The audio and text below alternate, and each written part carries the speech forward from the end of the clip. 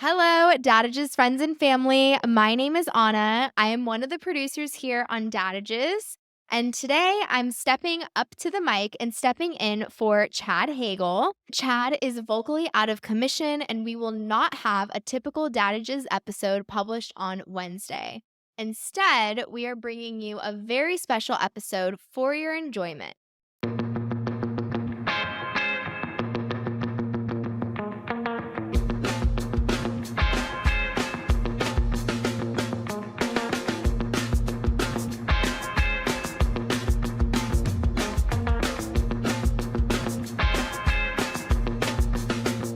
Hey, good day, fellas. Welcome to Uncensored Advice for Men. On today's show, we're going to have a conversation with my new friend, Chad.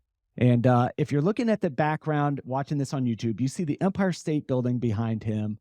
And he's recording live from New York. But I've had some great conversations with this guy. And I said, hey, next time we chat, we should hop on a call and record it to share with other men, because you have a lot of wisdom to share from your life experience, from your family experience. So that's the goal here today. So with that, Mr. Chad, welcome to the show. Josh, thank you. Yeah, it's this is not an AI artificially generated backdrop. That is the real Empire State Building behind me. Yeah, super cool. So anytime someone introduces me to a new friend, I always like to give them shout out. So big shout out to Heather for making this connection. She's like, hey, you're in podcasting and you talk a lot about men's health, and I want to introduce you to my friend Chad. So Heather, we love you. Big shout out to you. So Chad, let's go to you. Why don't you tell us a little bit about, high level overview of who you are and what you do? Sure, absolutely. So in terms of my day job, I guess you could say, I'm a second generation commercial real estate developer. I focus almost entirely in retail. And within retail, I have what would be considered a fairly unique business model. We're a programmatic real estate development firm. And what that means is that I align myself and my company, and I've done so for my entire career, with prominent regional and national retailers, Walmart, Walgreens, AutoZone, and others. And we don't just go out and say, oh, well, we like this piece of land, we'll go buy it, try to make it into something. We take assignments based upon these relationships. And I work a very small territory that starts in Alaska and ends in Florida. And I've worked everywhere across the country and everywhere in between those states. And it's been a very fulfilling career for me. It's been sort of a continuation of what I don't necessarily consider a business for my family. It's really a way of life. I've grown up around real estate. It's kind of second nature and logic to me. And even if I weren't a developer, real estate would still be a fundamental part of my life, because it is part of our family's legacy and part of our lifestyle, as I said. So I've really parlayed my experience in retail, the success it has afforded me, into finding other areas of my life that I'm very passionate about and pursuing other things alongside of my day job. As I said, a lot of my time has been devoted to philanthropy. A lot of that is within the realm of education, and a lot of that is associated with my alma mater, Stanford. And I am very dedicated to the university and highly involved, especially over the last 15 years or so, in what goes on there. So if I were to give a full description of what it is I do, I really build organizations. And whether it's building an organization around a professional pursuit or building an organization around philanthropic opportunities, that's really what I specialize in. And now just like you, I've parlayed that into a public facing presence and have a podcast platform called Dadages, Dadages. And that's my next adventure and something that I've been very much enjoying being a part of as well. Yeah. So I love to do this. Anytime someone mentions a podcast, fellow listeners, as you are listening to Uncensored Advice for Men, take out your phone, whatever app you're using to listen to this, and go to Dadages by Chad. Click subscribe, listen, give an awesome review. But Dadages, let's understand, why did you start Dadages? Because we're going to talk about family legacy. We're going to talk about some of the cool things and the challenges you face growing up in a highly successful family. But why Dadages? What's the meaning behind it? Well, first of all, I appreciate that shout out. I thank you, and my producer thanks you. Yeah. And it's important that those of us in the podcast universe stick together and help build the platform for all of us. So Dadages is a fusion of two words. I call it linguosynthesis, dad and adage.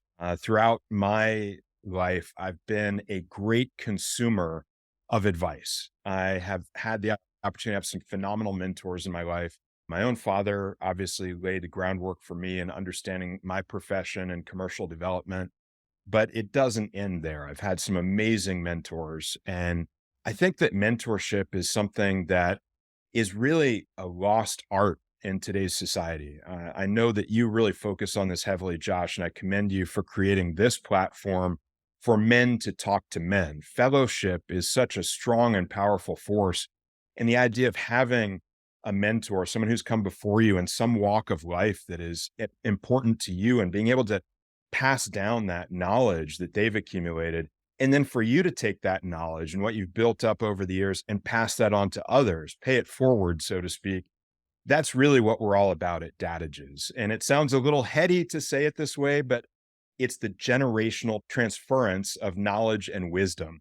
And that's really what we're all about. Where do you learn from? How have you gotten where you are?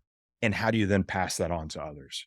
Man, it's brilliant. I love it. When we discuss this as men, right? Typically men don't talk about their failures, right? If you look at a guy, you'll see, here's my success reel, right? On my LinkedIn, you'll have like, commercial real estate guy, investor, and boom, boom, and you'll throw all your wins out there. But a lot of time the best lessons are learned from our failures and the reflection on our failures. And if that doesn't get shared between my father or my mentor to me, or from Chad to Josh, what happens is I'm doomed to make the same mistakes that you did if you're not willing to share. So I love the platform you're building. Really good job, Chad. Absolutely. Thank you so much. I appreciate that. And I love your focus on failure. To me, failure is the most important first step in success. Many people are afraid of failure. I've embraced failure throughout my life, and I try to pass that on to my sons. I try to pass that on to people in my company. It's almost a four-letter word in a lot of circles. You don't use the word failure. You try to come up with something more gentle to describe when things don't go exactly the way you want. But I try to tell everyone that I work with, use it. Use the word failure, focus on your failure, understand your failure, and help use that to power you towards success. So I'll often confront people on my team and confront my boys with, hey, you failed, and just throw it out there. You failed. And then that's the starting. That's not the end of the story. That's the beginning of the story. And so many people, like I said, especially as you look at Gen Z and the kids coming along, they really struggle with that notion of, I can't fail. There's no such thing as failure. I've gotten a participation trophy for everything I've done in my life. Yeah. But really getting kids and people in this next generation professionally as well to embrace failure is one of the things I'm all about. Man, that's so good. Uh, how we show up when we win is important, right? Humble swag is good, right? You win, you crush it, right? You can, celebrate, and that's good. But when you fail, how do you show up after you had a public failure, after you lost an investor money, after you had to close down another business? I just had to close one of my business lines like this past month, and it hurts, and it's public. And I just got off the phone with a client who paid us money, and I'm Yeah. working it out to pay them back. And he's like, Yep. Josh, don't worry about it. I was like, no, my word's my bond. I'm going to figure a way to bless you. Like, gotta work it through, but it's hard. It hurts, right? Absolutely. Absolutely. And it, as you said, those of us that have that strong moral compass, it really hurts when we take a loss ourselves. But I think it hurts us even more if we feel like we're exposing someone else that trusted us to a Yeah. loss. And as you said, how you respond in those situations when things go badly is really what sets you up for your next round of successes. I've never lost a penny of an investor's money. I've had to fight really hard sometimes to break even so that I could pay them back their money on deals that haven't gone the way that I hoped. But for me, maintaining that track record, to embrace the relationships Yeah. and then follow through with performance in a reliable way, that's really what builds a career trajectory and what sets you up to succeed in any environment when others around you are failing and giving up rather than failing and leveraging that failure toward their next success. Yeah, so good. So, Chad, let's go. How old are you? Give us a rough estimate of how old you are. I'm closer to 50 than I am to 40. I just turned 47. So Yeah, happy birthday. All right, let's go back. Let's go back to your early childhood. Give us an idea of the lifestyle and the life that you grew up in, because you have a very unique upbringing. a lot of people who know me and who know my family would really be way off target if they tried to understand the way that I grew up. I always had everything I needed growing up, and my father was fantastic at providing for our family. But he was an entrepreneur, self-made, made a lot of sacrifices along the way. And we as a family had to acknowledge some of those sacrifices along the way too. I remember times when I was, and I'm guessing this was around 7 to 9 years old, somewhere in that time window. There were times when all we'd have for dinner was rice and hot dogs, and we fed the same thing to the family dog. I mean, there were lean times in there when my dad was reinvesting every penny that he had into his business and helping to grow it towards success. And those times were tough, not just for him, but for all of us in the family. And so I learned very early on the lessons of sacrifice, of commitment for professional pursuit, and what it really took to grow a business over the long term and not be focused on profit, but be focused on long term growth of net worth, which is really how our family measures financial success. Mm. Obviously, there are lots of other measures of success in life, but I was taught that that was the metric for financial success. My father has gone on to uh, really tremendously benefit from that focus and that compromise and that sacrifice early in life, the reinvestment to get to the end of a phenomenal growth cycle. And he was a developer in the 80s and 90s. He was a Walmart developer when it was a great time to be a Walmart developer. And you could just go out and do projects and do projects and do projects. And there was seemingly no limit and no end to the growth. One of the things I've learned to recognize, particularly in the last 5 to 10 years of our economy, now that we're adults in our generation, is that potential for growth doesn't exist for us anymore. My father has always said growth makes up for a lot of mistakes. But the other thing is that growth really propels success. If you're in an economy where there is strong, steady, explosive growth, you can not only be successful, you can be wildly successful and be extraordinarily financially profitable from your successes. I know that no matter how hard I work and no matter how many right choices I make, the slowdown in the growth in our economy in this decade versus what it was happening in the 80s and 90s is such that I could never be as financially successful as my father. And I've learned to acknowledge that and learn to appreciate my own successes in my business and to evaluate them on a different level and using a different metric and a different scale than what I saw from his business and his success. And I think that that's something that we all have to be really understanding of, is that there's so much outside of our control, and there's much more outside of our control than there is in our control that dictates the nature of our success. You still have to define your own success along the way, but you have to understand that you have to cater that definition to what's going on around you that's not in your control. Yeah. One of the things that I've seen after interviewing 1,500 dudes and talking with them about relationships with father, having a very successful father. Your dad has a awesome resume, right? Like, before we go on to my next thing, name some of the things that your dad has accomplished, right? Kick-ass Yeah, so resume this guy has. absolutely. My dad's very well educated. He graduated with undergrad degree and a degree in electrical engineering and a business degree from Purdue University. He's very, very heavily involved philanthropically at his university, his alma mater, Purdue, and definitely laid a great example for me there.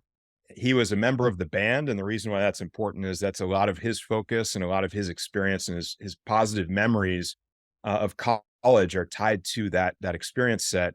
And so he just opened last year Hagel Hall at Purdue, which houses the band and houses, if you know anything about Purdue, they have the biggest drum in the world. And there's this great focal atrium area in the new building where this biggest drum in the world is displayed. And all of that was my father's vision. He really had his hands on what was going on there in the university. And he's now teaching at Purdue as well. So he's giving back from an educational standpoint and passing along to the next generation of leaders at his alma mater. My father, outside of work, is a phenomenal world traveler and adventurer. He has been heavily involved in aerospace. He's close friends with Richard Branson, who's been part of Virgin Galactic and the development of that organization over the last decade. And he's participated in both SpaceX and Blue Origin. And in fact, he and his wife are now astronauts and were part of a Blue Origin launch and went above the Kármán line into space. And someday they will be the answer to a Jeopardy question, which is who is the first husband and wife to ever become astronauts together? And that is Mark and Sharon Hagel. Like I said, my father has led a very amazing life and continues in his 70s to be extremely active out there in the world and conquering new adventures every day of his life. So I say this, and I love you for sharing this, right? And you and I've had conversations of this in the past. Is your dad cast a huge shadow, right? Your dad's resume is kick ass. This guy's done it, right? Hmm. Made tons of money, has buildings named after him, been to space. Look at his friends, right? You're the average of the people you hang out with. So, guys, do the math. Yeah. Your dad cast a huge shadow. And I find that a lot of guys struggle with that deeply of success, dad's success versus my success, and then getting the approval of dad based on what we think we could accomplish. What are your thoughts? How has that impacted you? Yeah, it's powerful stuff, and it's really something that you can harness as motivation, or something you can allow to really undermine you every step of the way. I think I've done a pretty good job of doing the former, but I have to tell you, there have been times in my life when, I've struggled with the sense that being the firstborn son, setting that the tone for the next generation. I had never there was never a point in time when I was growing up that I could just sit back and say, "Oh, I have 100% approval rating from my dad." It just that's not something you'd ever find. You're Mm. never going to hit that point on the scale.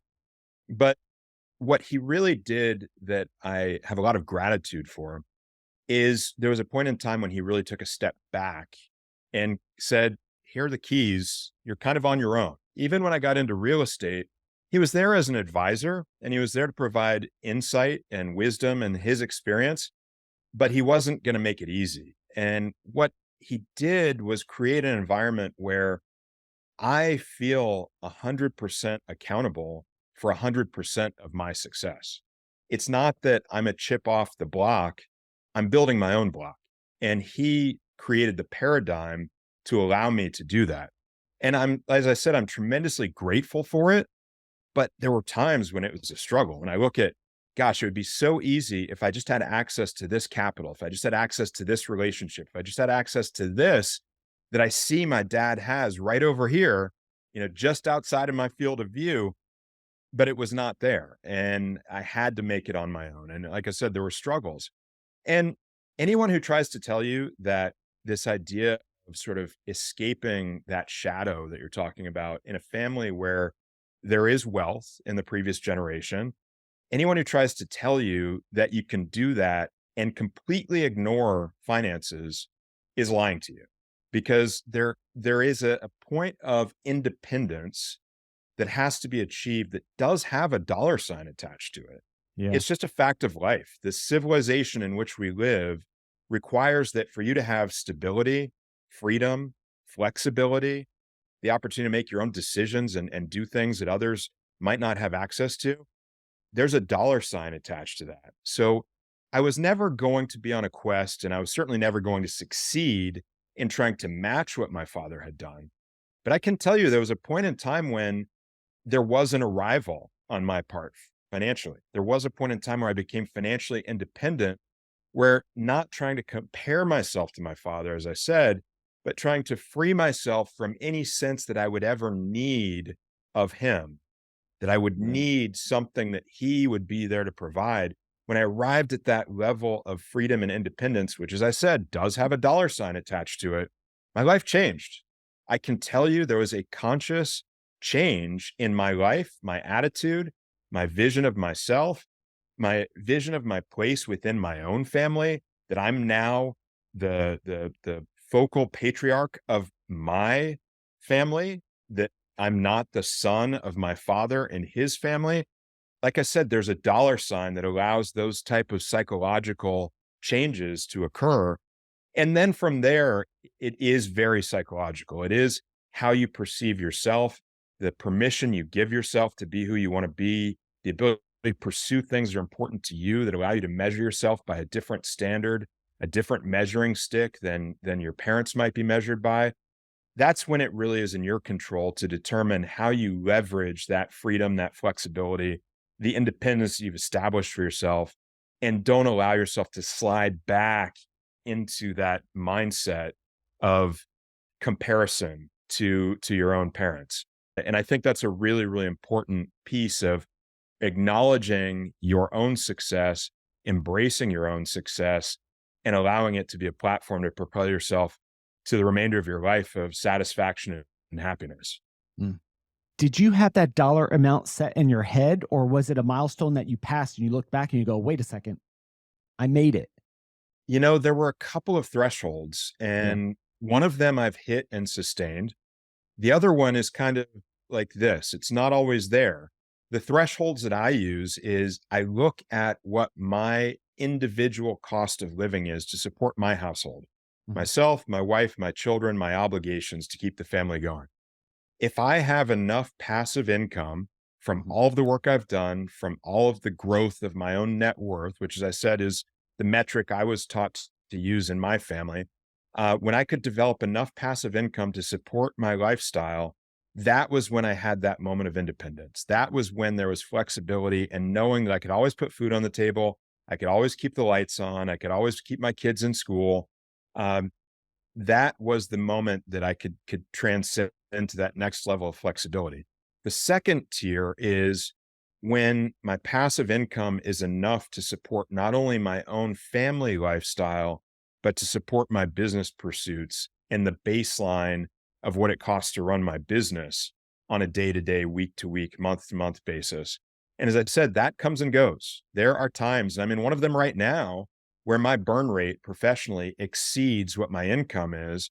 And so I'm divesting. I'm actually reducing my net worth and having to sell assets into strong headwinds to keep the ship afloat and to keep things going in the right direction and to keep pursuing opportunities. And those times are hard. It's unnerving when you Yeah. feel like I got there and then I'm not there anymore.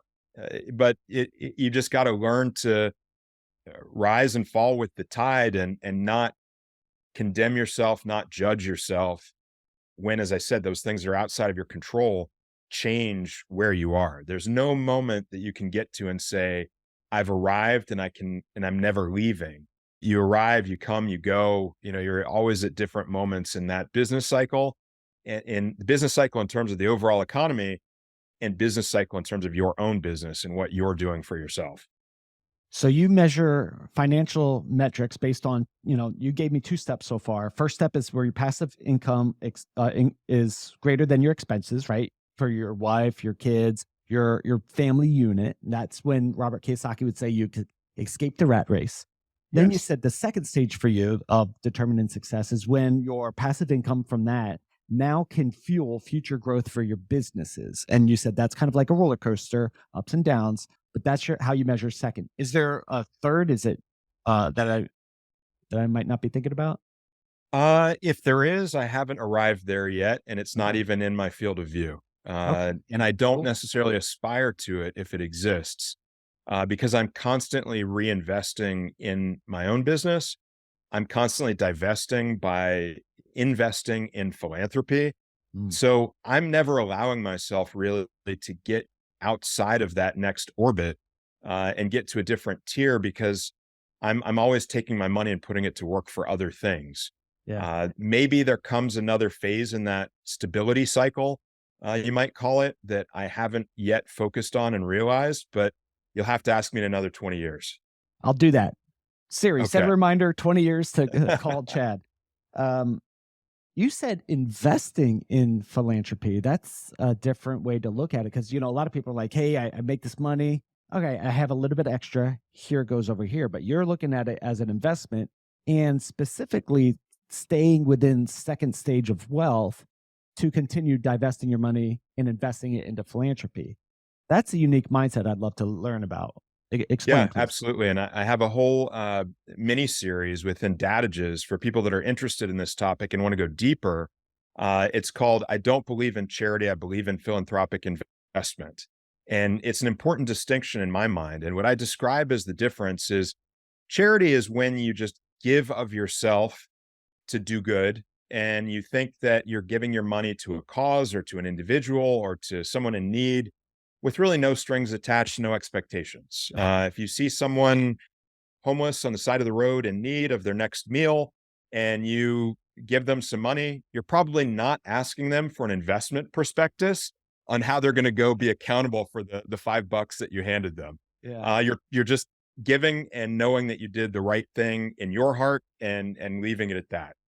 Philanthropic investment is, in my mind, using money more strategically in a nonprofit setting, usually focused around institutions or focused around particular organizations that are pursuing an objective. And I believe it comes with a lot of accountability. For me, I'm an activist investor in anything I invest in, whether it's for profit or not for profit. When I invest in a not for profit realm, I'm putting my money to work where I put my time to work. The things that I want to work on, that I want to be a part of, that I want to help grow and develop and pursue and contribute my expertise, that's where my dollars flow as well. And so I'm constantly supporting these initiatives and these endeavors that I want to focus on, not just saying, well, I really believe in the mission of the American Red Cross. And so I'm going to give them a large donation and just let them put it in their discretionary fund and do whatever they want with it. It's not that I don't trust these organizations. It's just that I've come to have a thorough and deep understanding of the inefficiencies of these organizations. And I believe you can do much more, even working within an established institution in the nonprofit realm, by really following your dollars carefully and inserting yourself into the process of managing those dollars. And so that's philanthropic investment. And that's what the difference is from my perspective.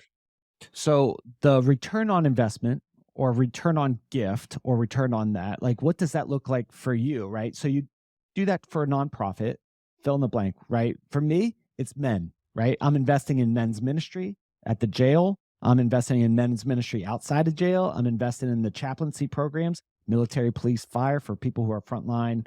They take the first hits in whatever happens in this world. So I could just give them money, but how do you approach it differently? So you're giving your money, you give your time. What's the return? You said that there's a return. What's the return? Yeah, and it's really for each individual, I think, to define for themselves. There's something that's important to you, and those you're focusing on people. Obviously, those people that you're talking about are very important to you. Now, the question is, what can you attach to those individuals, if that's what you're supporting, that helps you measure the impact of the support that you're giving them?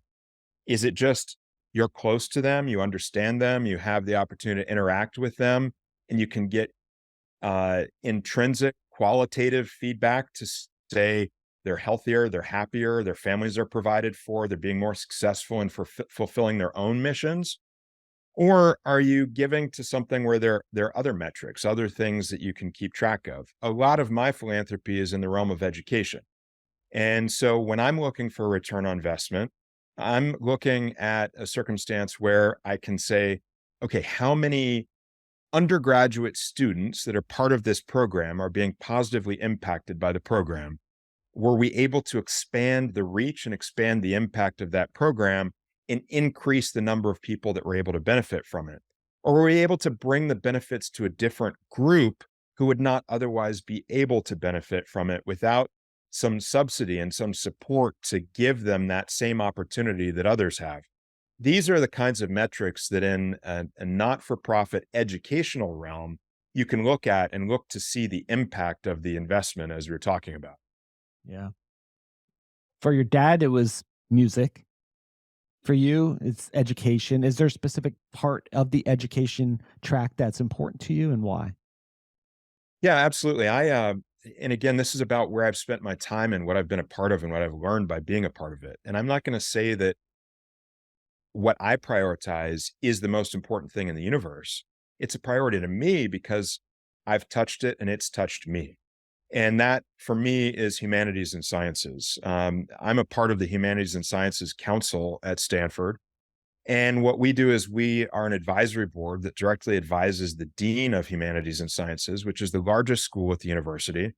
It's the true liberal arts foundation of Stanford University, which prides itself on being a comprehensive liberal arts institution, which really means, again, I have a podcast episode on this as well.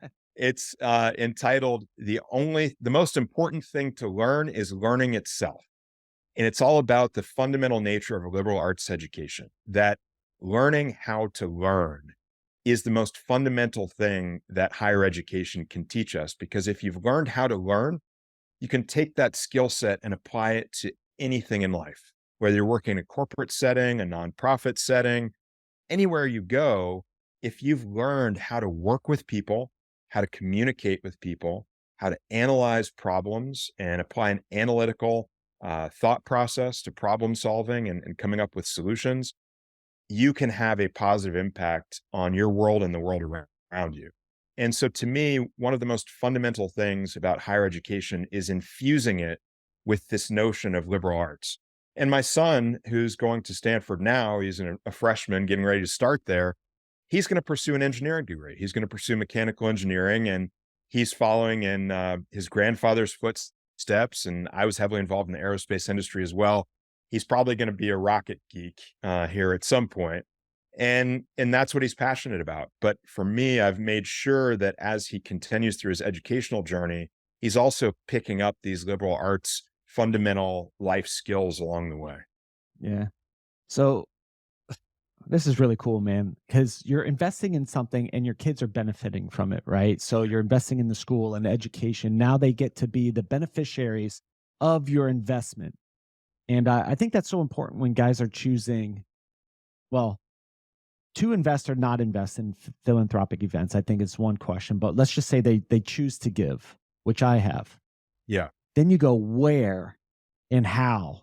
And okay, I'm going to pour myself into that. And you're doing that and your kid is benefiting from that. That's cool. That's the real Yeah, goal of why I'm working so hard. So my kids can benefit, right? absolutely, absolutely. And in my case, that benefit is very direct and tangible, Yeah. but it wasn't really part of the master plan. There was never a moment in his journey when there was a certainty about him going to Stanford. He got into Stanford on the last day of the admission cycle when he was probably in a category where there's a less than 1% chance of him getting in. And it happened to be on his birthday, March 30th. And he walked into the living room where I was sitting, pale as a ghost, holding his laptop. He turns around and shows it to me. And at the top of the screen, it says, "Congratulations, you've been admitted to Stanford University." And for him and me, it was just this moment of silence, because not because we were experiencing any particular set of emotions. It was just complete shock and awe and inability to even come up with any words. But what I can tell you is, while there was never a master plan to have that finite level of direct relationship and correlation between, oh, I'm going to invest in this specific program at Stanford in the hopes that he becomes part of that program and can benefit from that directly. The fact that we ended up there is not a total accident, because the way I spend my time and the way I invest of myself is based upon a notion that I have thrown out the window completely: work-life balance. And I focus just on one thing, that is life. Mm. Life encompasses work, philanthropy, family, the household. Everything fits together. And I've been really, really blessed in my life that it has come together in that way, and that everything I do doesn't pull me away from something else of importance in my life. It just builds on top of what's important in my life so that everything benefits from every investment of time and energy that I make across the board. So to have this come full circle and end up with him at Stanford benefiting from time and effort and energy that I've put in at the university, as I said, it wasn't by design, but it certainly wasn't by accident either. That's cool, man. So, Chad, I think that you and I are gonna create more content, create more things for dudes in the future. But one of the questions that keeps plaguing me in my brain that I got to share is the growing up in a family where there's, yes, there were some hard times, but also levels of massive success, very public, very, they've done some great things, even, even still doing it in their 70s, right? They're doing good to now you're building stuff and you've learned to define your own success and you've created your own shadows. And now your son, right? So we have three generations that we could talk to about success and defining your own success. So what advice do you have for entrepreneurs like me who are out there, right? I run multiple businesses, I'm hustling, I want to create a great future for my wife and my kids and for their kids, but I also don't want to do that at the expense of my kids. So what advice have you learned? Because you've seen three generations now. What advice do you have to help entrepreneurs like me who are massively driven by pain, by fears, but also towards this carrot that I'm chasing? What advice do you have for me? Yeah, and this is a work in progress for me, to be candid, because my boys are arriving at young adulthood. They're 19 and 17 now, but they have much of their lives ahead of them. They're adult formative years, and who's to say how all of this turns out and what the right answer is? Again, this is one you're going to have to ask me in 10, 15, 20 years. But I'll tell you what my experience has been to date as a work in progress. My father has been heavily focused since the time that he arrived at a certain level of wealth. I can't define exactly what that is, but it's been at least for the last couple of decades that he is, I would have to say, almost obsessed with the notion that is out there in the universe. And there's a lot of literature on this and a lot of studies and a lot of research. So I can't say it's fanciful that when you look at family wealth and you look at it generationally, the first generation creates the wealth, the second generation sustains the wealth, and the third generation squanders the wealth. Yeah. My children are that third generation in this story. And for me, one of the things that I've been the most concerned about is breaking that cycle and trying to step out of a circumstance where they're almost it's etched in stone that they're going to be this generation that squanders that wealth. I don't want them to have that burden. I don't want them to feel uh, a sense of guilt for something that hasn't even happened that they could be held accountable for. And I think that one of the things that my father has done that may help to break that cycle, and I try to do the same thing myself, is what I talked about earlier, giving me the opportunity to create and define and realize my own success by not stepping in and creating a platform for me to achieve that success. And I really try to do the same thing with my boys. I am always there to help them. I'm always there to advise them. I'm always there to counsel to them. I'm always in their corner when they need something. They know they can come to me, but I don't pave the way for them. And both of my boys are on very different journeys from one another. And my older son, Braden, is probably more in line with what my journey was in those years of my life. He's also firstborn son and following a similar path. My younger son, Camden, is on a very different journey. And there was a time in his life when I maybe tried to course correct him a little too much and tried to get him on the same path that I went on, and the same path that his brother's going on.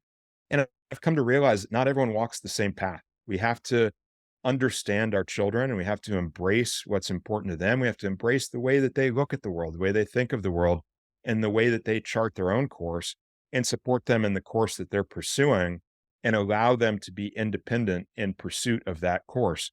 And I think that those are the things that so far I've seen in my own life being important, and that I'm trying to apply to the lives of my boys. And I'm seeing positive results in that regard so far in the journey that they've taken to this point. But there's a lot more for them to learn and a lot more for me to learn as their father as that journey continues. Man, so good. The next time we chat, we got to talk about family structure and being, married to a guy like you or to a guy like me, and what advice do you have there? But we're out of time, Chad. So if for Absolutely. guys want to connect with you, listen to your podcast, where could they find your podcast? Give it a shout out. Yeah, absolutely. Thank you. So we're on YouTube. We have shifted our focus to doing full video and made it a part of our production plan. So YouTube at Dadages Advice, and then on all of the other audio podcasting platforms as well. Wherever you consume your podcasts, you'll find us. Dadages Advice. Yeah. What's one question that I probably should have asked you that I screwed up and did not ask you? You know what's funny is that that's a question I ask every job interviewee that I have, but I didn't come ready to answer that question. So I think one of the things that we didn't really delve into, and as you said, there's a lot of opportunity for future interaction. Um, is now that I've arrived at this certain point in my life, what's next? Like, what am I looking forward to in the next round of successes for myself, and how am I going to define success for myself on a going forward basis? But I'm not going to answer the question here. I'm just going to put the question out there and leave it as a cliffhanger for you and for the audience. Awesome. Awesome. Awesome. Awesome. Fellows listening in, and we got some ladies listening into this podcast, which is super cool. Thank you guys for listening in. As always, reach out to our guests, follow their work, subscribe to their podcast. Like if you like this content, you'll like the content you'll see through our guests. Reach out to them, say thank you, follow their work. If you have some advice for men that you'd like to share here, head over to uncensoredadviceformen.com, fill out a quick form, and we'll get you on the show next. Till then, we will talk to you all on the next episode. Love you guys.